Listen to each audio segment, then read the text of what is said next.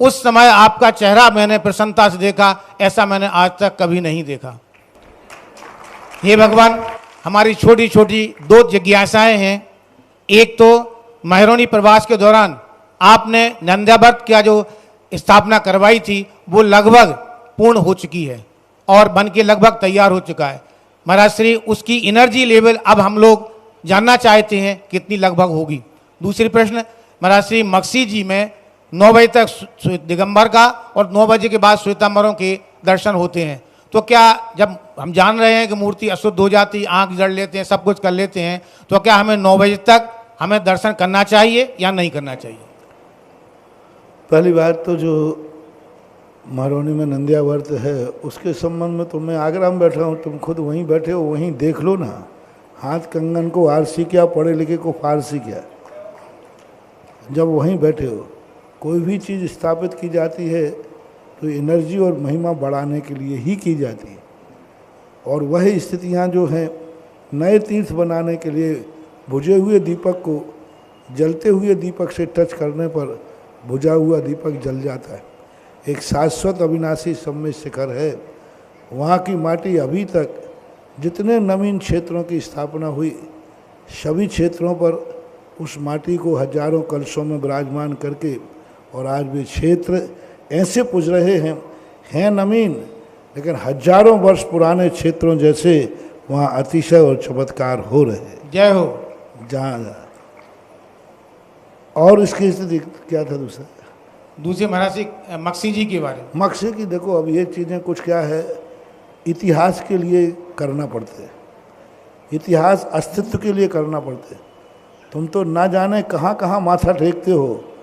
एक वहाँ भी टिक रहा है तो कोई बात नहीं, अस्तित्व के रूप में। नमोस्तुते। एक स्थान की बहुत बड़ी घटना है। एक व्यक्ति ने मंदिर के लिए एक मकान बोला। उनके पिताजी मरने के बाद वो मरण को प्राप्त हो गए और बच्चों की नीयत बदल गई। अब क्या करें? और कमेटी ने ऐसा कहा कि साहब वो मंदिर ही है वहाँ। तो ऐसा निर्णय हुआ, वकील ने कहा कि ये मकान बच सकता है यदि वहाँ मूर्ति हो तो। उधर जो मजिस्ट्रेट था उसने कहा मैं कमिश्नर को भेजूंगा कि वहाँ स्थिति क्या है। अब तुरंत कहाँ से लाएं मूर्ति? प्लास्टिक की मूर्ति रख करके, बढ़िया अच्छी मूर्ति, और लोगों ने जो भक्ति की। उसी समय कमिश्नर देखने आया और ने कहा ऐसी भक्ति पूजा चल रही है और तुम कह रहे हो वहाँ मंदिर नहीं है। तुरंत वो मंदिर के नाम हो गया और काम हो गया। अब बोलो क्या हुआ? कई बार ऐसी स्थितियाँ बन जाती हैं। एक बार एक यूनिवर्सिटी के अंदर मानव स्तंभ की स्थापना की गई, नाम नहीं बता रहा हूँ, स्थापना की गई, और वहाँ स्थापना करना संभव नहीं था, किसी हालत में संभव नहीं था। हम और क्षमा सागर जी महाराज थे दोनों के दोनों, और करना तो हम लोगों की बहुत पहले से तमन्ना थी, लेकिन नहीं कर पाते थे। अब क्या करें? करना तो है, और ये भी पक्का है कि जो करने जाएगा वो मरेगा, गोलियां चलेंगी। लड़के लोग हैं वहाँ, सबके पास बंदूकें हैं। योजना बना करके रात भर में पूरा गिट्टी सीमेंट तैयार करके, और पाइप बने हुए आते हैं वो करके, रात भर में खम्मा खड़ा किया, मूर्ति बैठा ली, भगवान बैठा ले। 4 बजे उठे, वहाँ सब भाग गए। सुबह गोलियां चल गई। चलना थी वो तो पक्का ही था, क्योंकि वहाँ के नेचर से हम लोग बहुत वाकिफ थे। निश्चित गोलियां चलनी थी, और जैसी गोलियां चली मूर्ति के ऊपर, और हम लोगों ने तुरंत कह दिया था वहाँ जो मिल जाएगा वो मरेगा, भगवान के अलावा कोई वहाँ नहीं रहे। और मूर्ति प्रतिष्ठित नहीं थी, क्योंकि मुझे मालूम था हम लोगों को कि प्रतिष्ठित मूर्ति जाएगी, खंडित तो हो नहीं। चमत्कार देखो क्या हुआ। गोलियां चलाएंगे मूर्ति पर, मूर्ति 1 इंच भी नहीं खिसकी। चमत्कार हो गया। अरे बाबा जी ऐसे हो गए, ऐसे हो गए।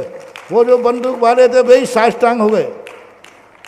और आज उसे फिर अब बन गया, बेटो केस हुआ, सब रफे दफे हुआ, आज मानव स्तंभ बन गया। अब उसकी प्रतिष्ठा कैसे हो? पूज्य गुरुदेव आचार्य श्री वहाँ से निकले तो आचार्य जी ने कहा कुछ लौंगे वगैरह हैं क्या, द्रव्य? तो सबके पास द्रव्य थी। आचार्य जी ने पता नहीं क्या पढ़ा और 3 प्रदीक्षण लेके नमोस्तु कर लिया। बोले जब हमने नमोस्तु कर लिया तो तुम्हें करने में क्या बाधा है? और आज वो मानस्तंभ बन गया, महावीर जयंती का कार्यक्रम होता है। तो अब इन सब चीज़ों पर ये नहीं देखा जाता है क्या नहीं है। अपना अस्तित्व कायम करने के लिए कभी कभी ऐसे नमस्कार भी चलते हैं, ये मिथ्यात्व की कोटि में नहीं आते। महाराज जी, एक पांडव शिला पर दो श्री जी विराजमान करके अभिषेक कर सकते हैं? नहीं करें तो अच्छा है। जी, नमोस्तु नमो।